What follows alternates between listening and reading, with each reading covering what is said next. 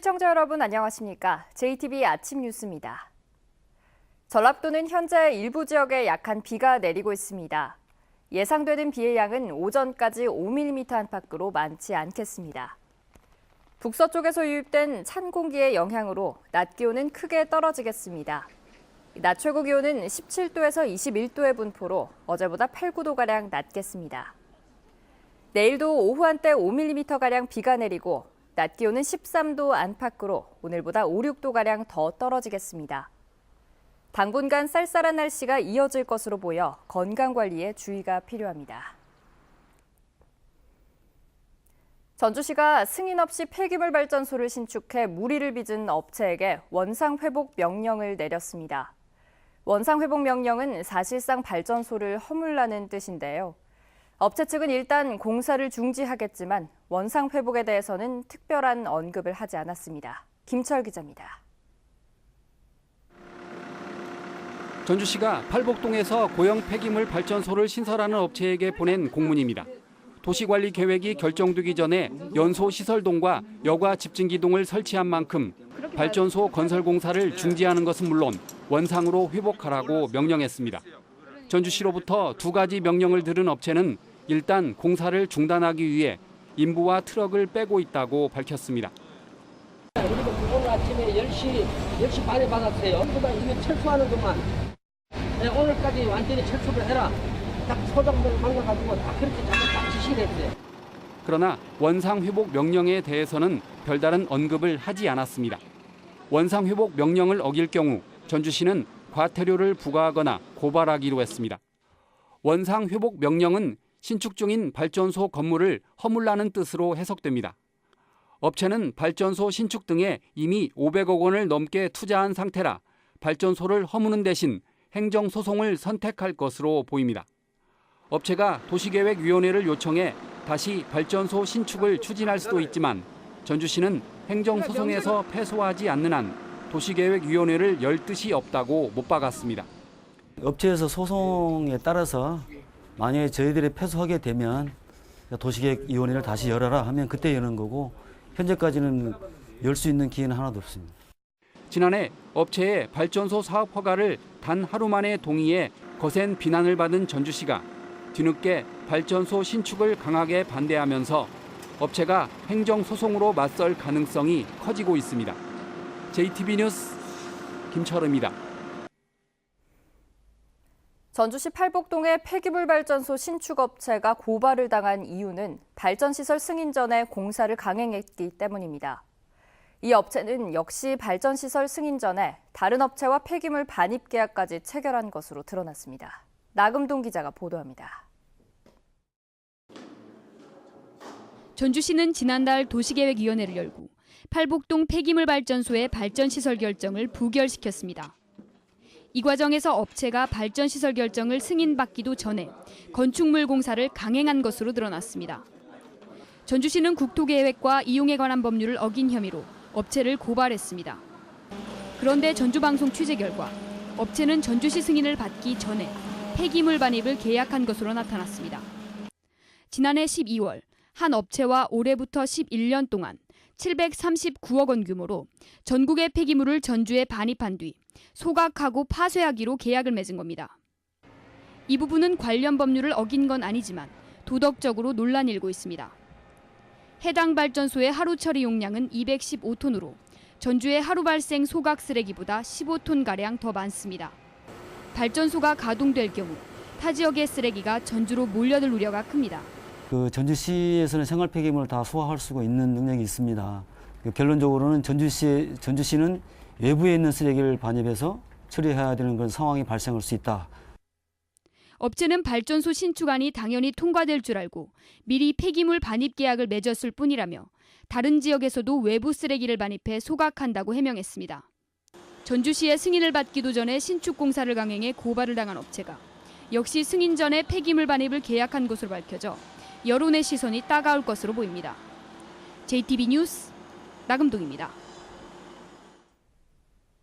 하이트진로가 최근 맥주 부문에 막대한 누적 적자를 이유로 국내 공장 한 곳을 매각하기로 했습니다. 어느 공장을 팔지 결정된 건 없지만 전주 공장이 대상이 될 수도 있는 만큼 비상한 관심이 쏠리고 있습니다. 김진형 기자입니다. 지난 1989년부터 맥주를 생산하고 있는 하이트진로 전주 공장. 하이트진로는 이것 이외에 경남 마산과 강원도 홍천에서도 공장을 가동하고 있지만 해마다 커지는 맥주 부문의 적자에 시름이 깊어지고 있습니다. 2014년 225억 원의 적자를 기록한 데 이어 2015년 40억 원, 지난해 217억 원, 올해는 상반기에만 434억 원의 영업 손실이 났습니다. 경쟁사에 조금씩 시장을 내준 데다 수입 맥주까지 빠르게 시장을 잠식해 가고 있기 때문입니다. 하이트 측은 세 군데 공장 가운데 한 곳을 내년 상반기 안에 매각하기로 했습니다. 현재로서는 맥주 공장 세 곳 가운데 전주 공장의 매각 가능성이 높은 상황입니다. 시장에서는 홍천 공장은 기업의 뿌리라는 상징성이 크고 마산 공장은 최근 소주 라인에 투자가 이루어졌다는 점에서 매각 가능성이 상대적으로 낮은 것으로 보고 있습니다.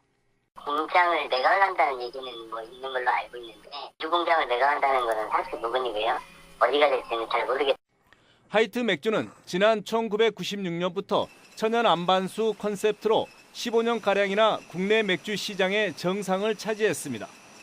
한때는 시장 점유율이 60%를 넘어설 만큼 화려한 전성기를 구가했지만 이제는 모두 지난 과거가 되고 말았습니다. 현재 전주 공장에서 근무하는 근로자는 모두 260여 명.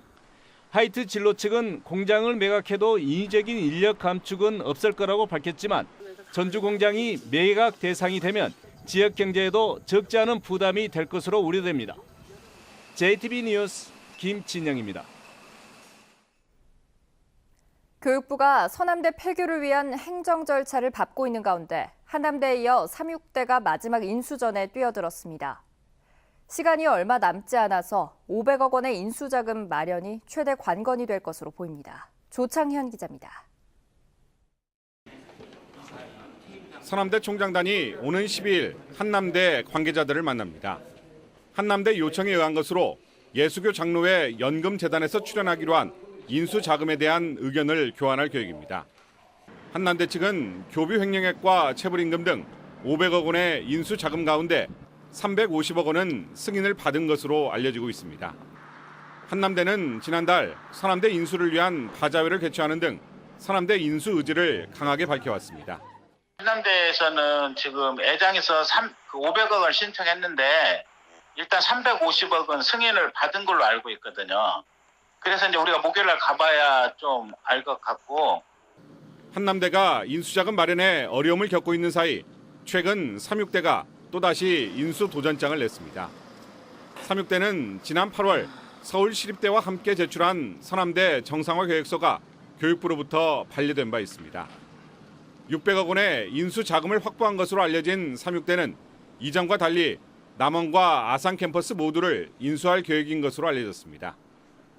삼육대와의 접촉은 남원시와 지역 국회의원 등 정치권에서 주로 이루어지고 있으며 인수 대상자로 결정되면 정치권의 적극적인 지원이 이루어질 것으로 전망됩니다. 현재 서남대에는 학교 폐쇄를 위한 2차 행정 계고가 내려진 상태며 이달 중에 인수 관련 가시적인 성과가 없을 경우 학교 폐쇄 명령과 모집 정지가 이루어질 예정입니다. JTB 뉴스 조창현입니다. 현직 초등학교 교장이 자신의 내연녀를 흉기로 위협하고 감금까지 했다가 구속됐습니다. 사소한 말다툼 끝에 내연녀가 헤어지자고 하자 분을 참지 못한 것이 원인이었습니다. 주혜인 기자의 보도입니다. 지난달 29일 남원에 있는 한 아파트입니다. 한 중년 여성이 급히 경비실로 뛰어들어와 몸을 숨겨달라고 요청했습니다. 굉장히 막 놀래고 쫓기는 그 입장에서 몸을 거의 발광으로 떨었다고 해야 될 그 표현이 맞나? 이 신발은 한쪽만 신고 왔던 거예요. 그거 들고 왔어요. 한쪽만. 도움을 청한 여성은 50대 B씨. 뒤쫓아온 사람은 내연 관계인 초등학교 교장 58살 A씨였습니다. 교장인 A씨는 이곳 자신이 사는 아파트 주차장에 차를 댄 뒤 차 안에서 여성을 약 50분 동안 감금한 것으로 드러났습니다. 이날 소동은 두 사람 사이에 벌어진 사소한 말다툼에서 비롯됐습니다. 굴에 가가지고 그쪽에서 이제 여자는 이제 영화나 또 이제 차 한잔 마시자. 근데 남자는 이제 좀 다른 걸 하자. 그것 때문에 좀 갈등이 좀 있었어요. 감정이 격해져서 헤어지자는 B 씨에게 A 씨는 차 안에 있던 등산용 칼을 들이대며 협박을 했습니다. 이제 거기서 이제 다시 장소를 이동을 했죠.